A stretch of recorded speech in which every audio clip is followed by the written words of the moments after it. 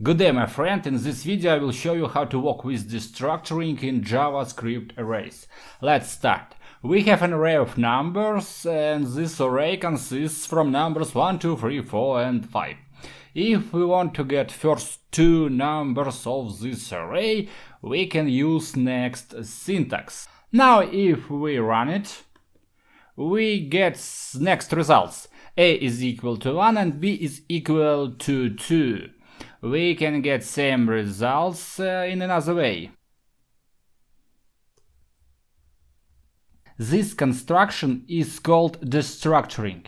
How destructuring works? When we use this syntax, we ask our program to take first element from an array and put it in the variable A.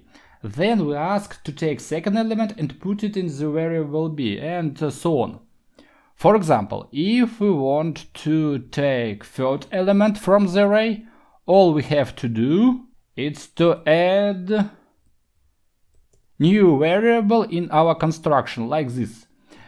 And now, if we run our program, we see that our variable c is equal to 3. If we want to skip some items, so for example second items in our array, we can use empty spaces between commas, like in example number 3.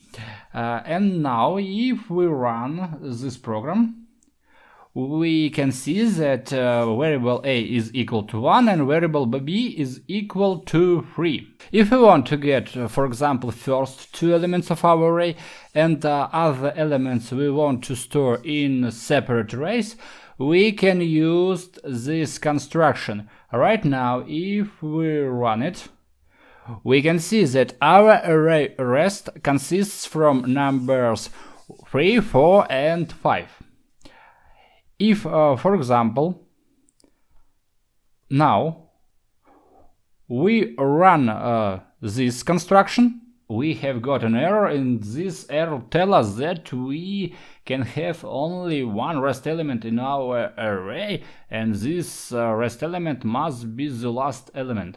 According to that reason, this construction is invalid.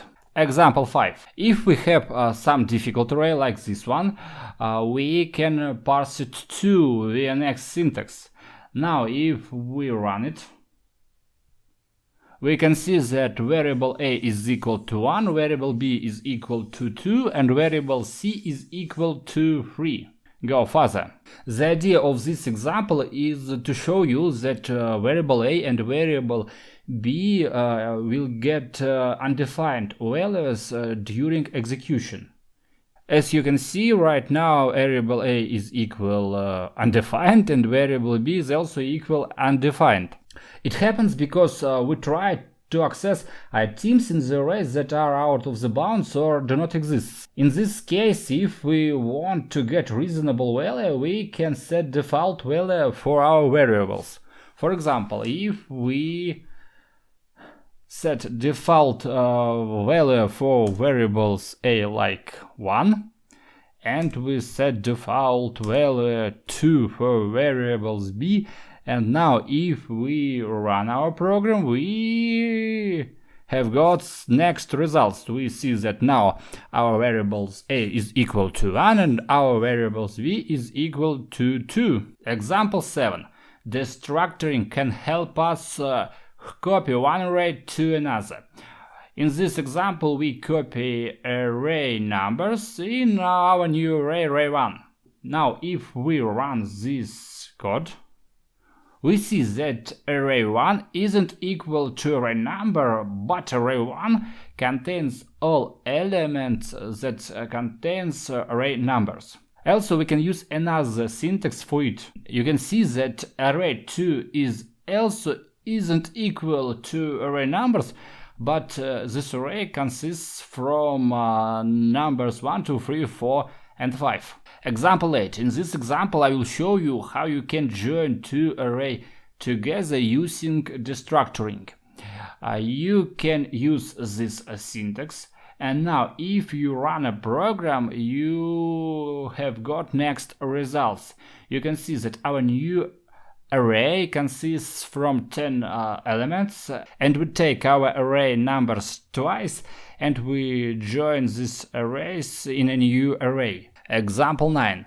In this example, I will show you how you can use destructuring in function. For example, we have a function that returns first and last element of some array. We can parse the results of this function via next syntax.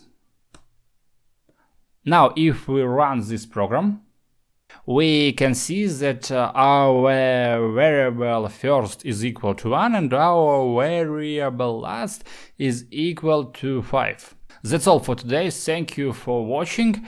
If you have any questions, please put it in the comments below. Also, if you want to get this code, you can find the link to GitHub in the descriptions. Thank you for your time and I wish you a good day. Bye.